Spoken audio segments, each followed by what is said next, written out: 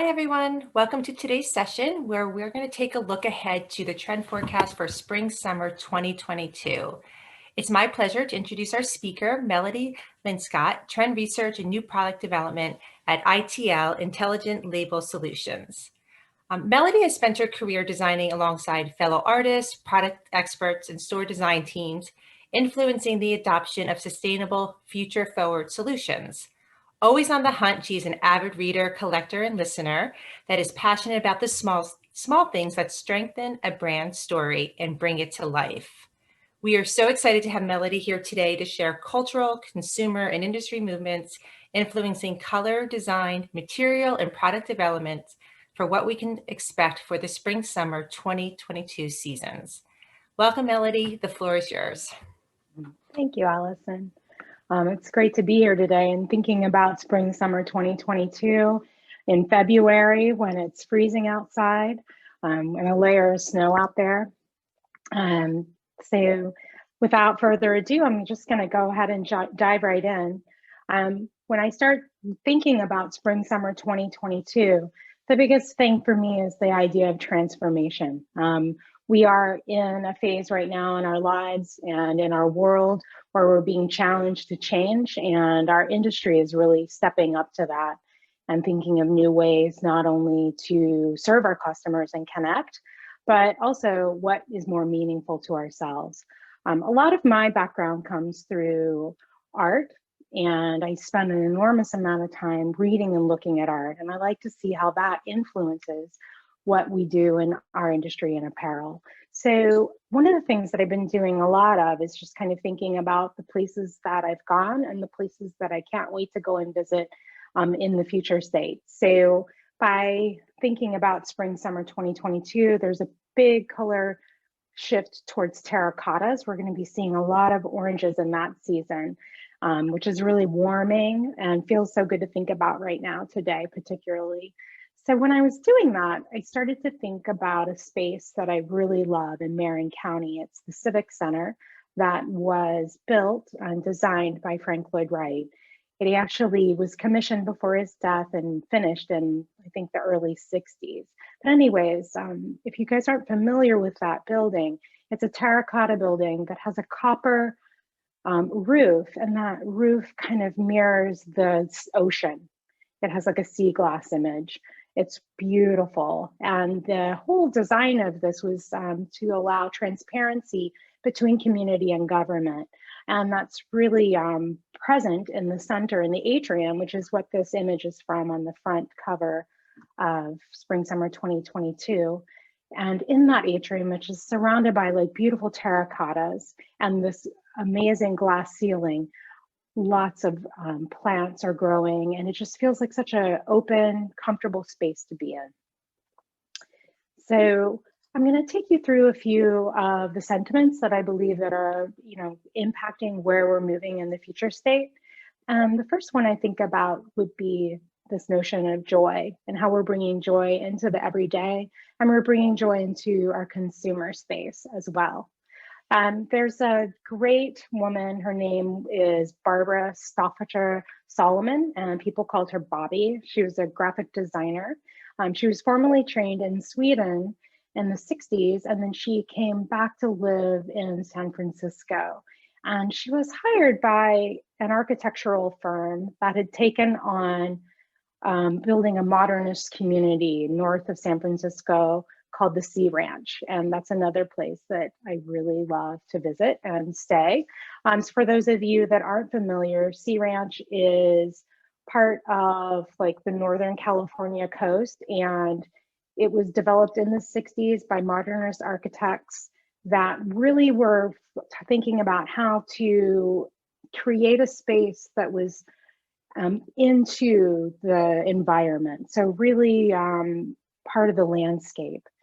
And Barbara was brought in to paint the interiors of some of the communal spaces. They have a lodge, and then they also have several pool houses on the ranch. And this is actually from one of the pool houses when I visited there a few years ago. And what Barbara did, and what makes her really important and often overlooked, is she developed something called super graphics.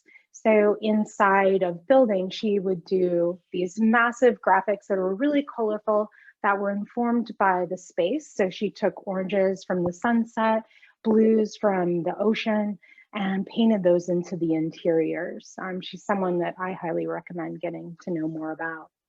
Another artist that I wanted to talk a little bit about today was also Judy Chicago. Judy, also from the 60s, started developing this whole series called Atmosphere series. And what that was all about was they were colored clouds of smoke, and they were meant to feminize and soften the harsh environment around us and the more patriarchal society. During COVID, during lockdown, she realized that this could be a powerful thing for people right now to help push us through where we are today. And she created an augmented reality app called Rainbow AR. And you can download this app, and here right in my space right now, I can create a joyful cloud of smoke. So I highly recommend downloading the Rainbow AR. It'd be really fun to test out. So where are we moving? What are we thinking about? This idea of nostalgia is really playing in. There's also an element of surrealism. And I love the new Simpsons Kith launch that came out just a few weeks ago. And I thought it kind of embodied those feelings that we have right now. A little like wanting that nostalgia for spaces from the 90s. And also, what are we going to be doing to get customers out and engaged into space? And I think that they do a fantastic job of that. Another collaboration that's occurring right now is between North Face and Gucci. And what they've done is they've built these fantastic pop-ups all over the world. I think this is I think in Hong Kong, actually, the image that I have here. But we're thinking a bit about those, bringing together two disparate brands and the need for protection and value aligning with the premium and gorgeous manufacturing that we know from Gucci that we've come to expect. These pop-up shops are open through February 14th, and you can go and see them locally all over the world. So the other idea that I'm really honing in on is this idea of inclusion and how it's playing across direct to consumer, how we're making our customers feel seen and heard, and also just like how we're brightening people's days. Nick Swear does a fantastic job of that. Inclusive sizing. They were, prior to direct to consumer, they were in stores. And then they made that shift back in 2017, just to DTC and controlling their own brand. And they've been doing really successful with that. But really, again, I think that they're on the forefront of that inclusive sizing, comfort and wireless, and helping like shift the dialogue. The other piece too is how are we just welcoming our customers when they come back into our spaces, making sure that folks feel warm and welcome is going to be really important. I just love this little heat transfer on the edge of this Paloma wool pant. Friendship is universal, like just reminding our customer their importance to us. The other intimates brand that I wanted to focus on in this segment is Parade. They're really making a lot of space and movement in the seamless categories.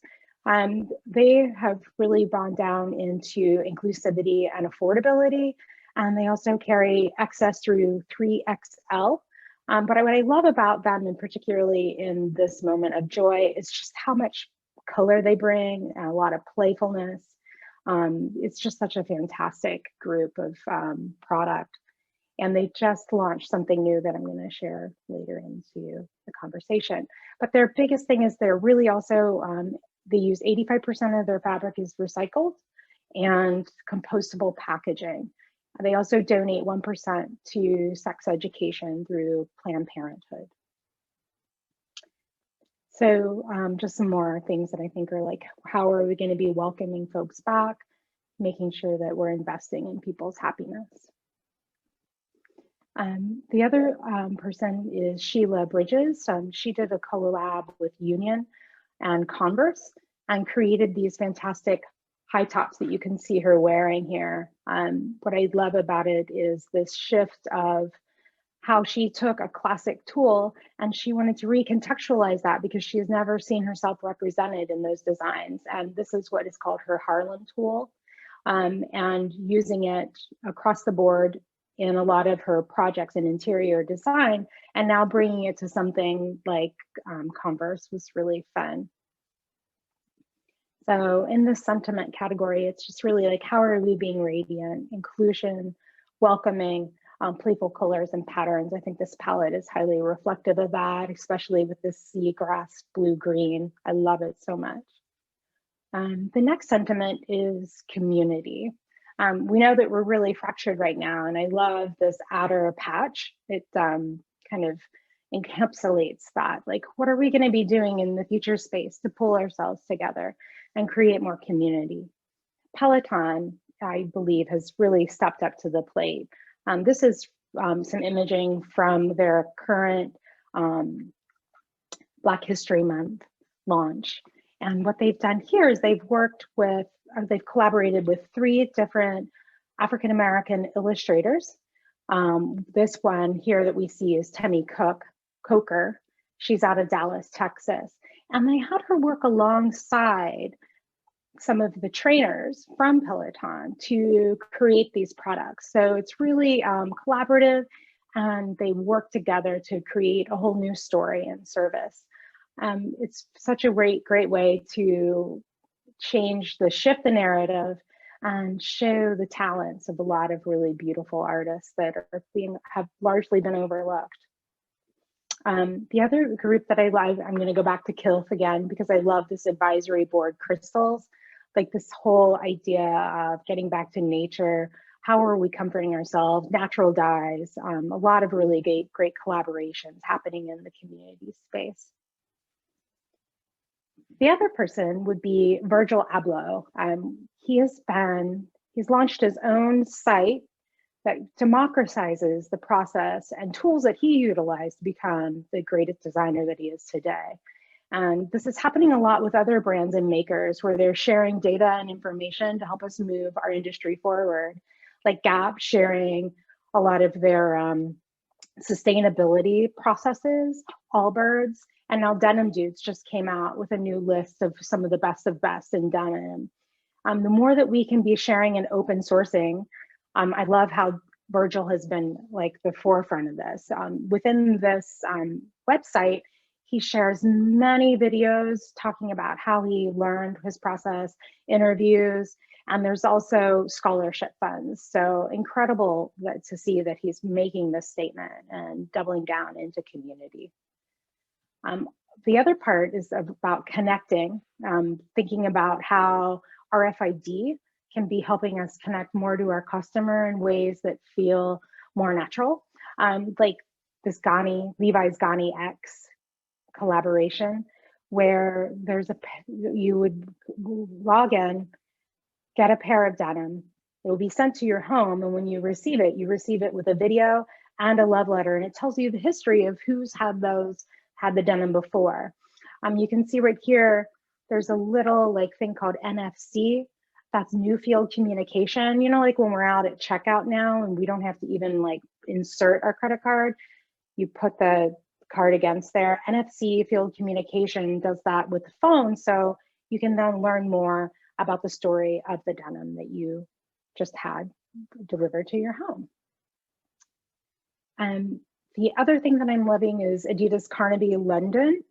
Bethany Williams, who's a really fantastic London designer, was brought on board to help design this space. And she created this new trefoil with upcycled Adidas materials. They also, in order to make, how are we going to be getting our customers out, is more about how can we make it more local, feel like it's community oriented. And they did that with this Adidas store by creating special run of t-shirts that were packaged. And as you can see, they have special stickers and packaging. It was really kind of tied it all together. Again, back to this idea of open sourcing, Cacique has their Find Your Fit, and what they do is they teach you and educate you as a consumer how to size your own bra, because we know that that's something in our industry that is a big challenge. They make sure that everybody knows how to take care of this in their own home, which is really elevating.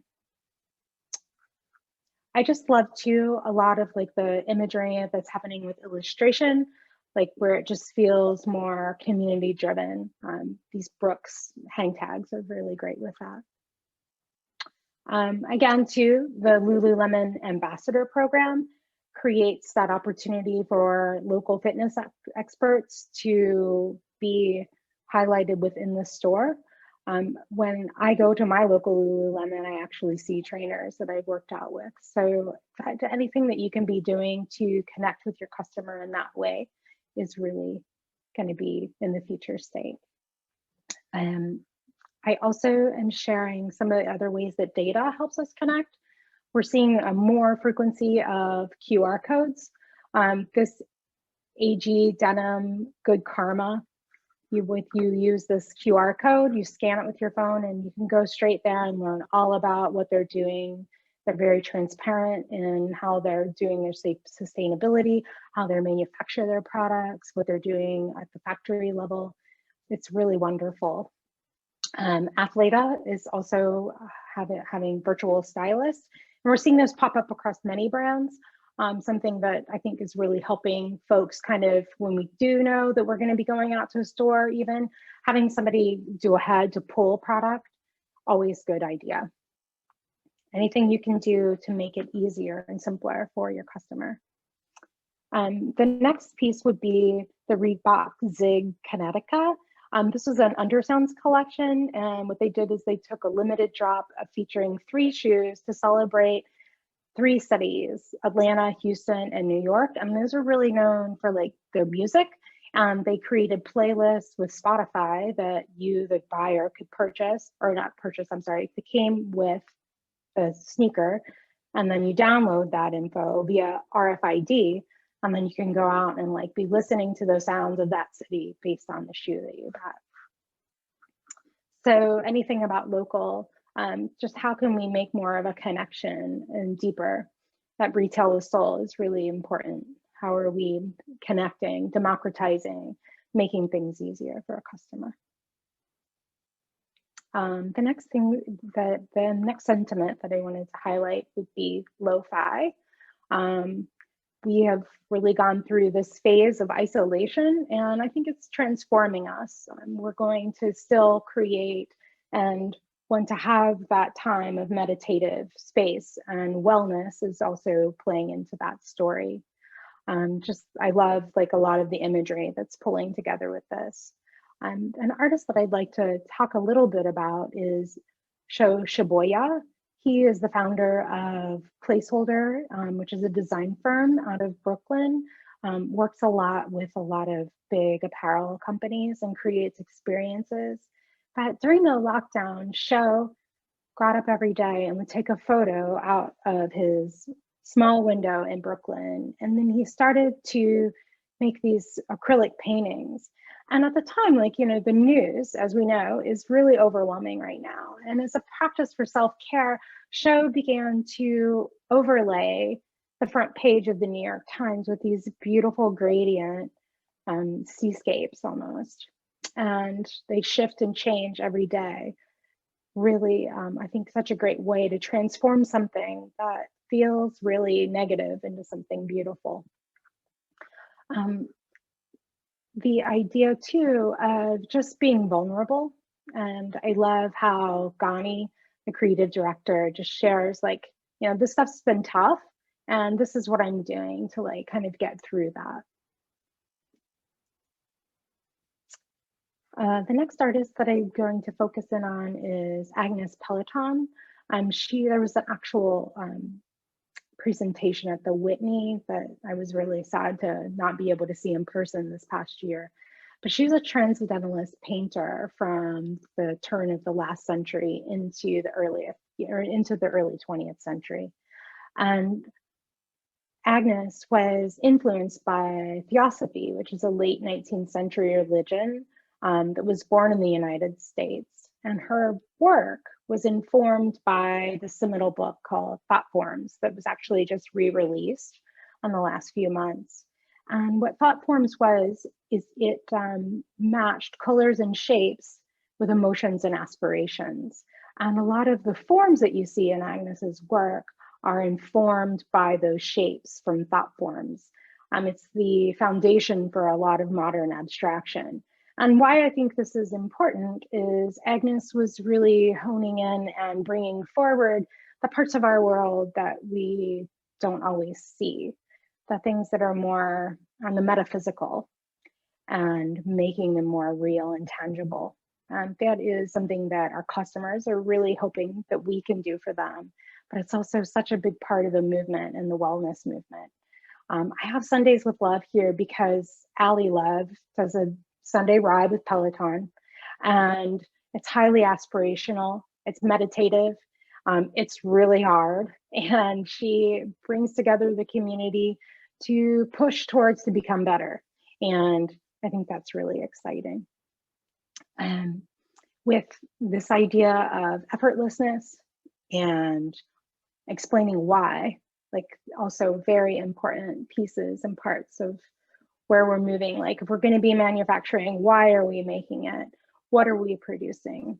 How is that important to the customer? So things that are seasonless.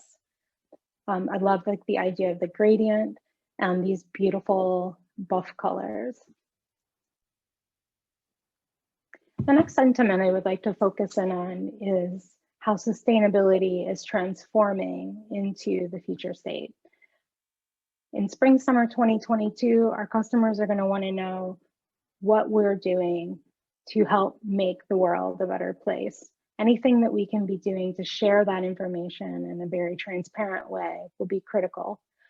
AG Denim is forefront on that, how they're, with their QR code, sharing that data and making it easy and accessible. Akio Hakusha is a Japanese LA-based artist who works in upcycled fabric and clothing, many of which is sourced by her mother and sent to her from Japan. What I love about this is how she reimagines these cast-off garments into something new and beautiful. And this is really where we are moving in our industry as well, when we think of upcycling and circularity.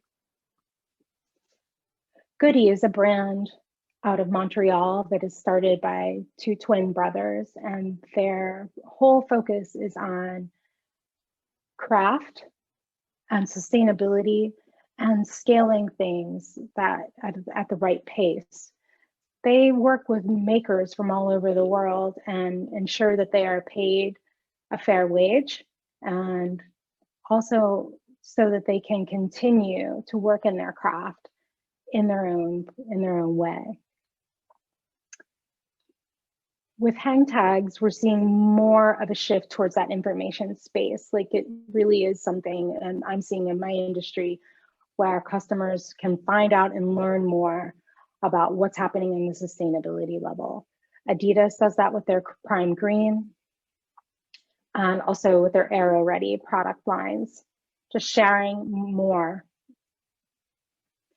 The Parade, who I was talking about earlier, just launched their new universal seamless panty. What's really exciting, and what I got really excited about this, is like the newer icons that they're using. I know that we're used to like the little line icons, but now these feel fuller, and I believe this is a major shift. So the whole palette for transparency is more grounded in the earth, and terracotta tones are still playing. So that wraps up the 4 sentiments that I see being critical for spring summer 2022. You can connect with me on the Curve Connect. I'm also on LinkedIn under Melody Linscott, and we're going to share this deck with you as well. In my day-to-day at ITL, I spend an enormous time working with brands and helping them understand how to use garment marketing and all of these sentiments and apply them to their product. So I'm here. please use me. I'm going to also stick around for a Q&A. So please ask away. Thank you so much.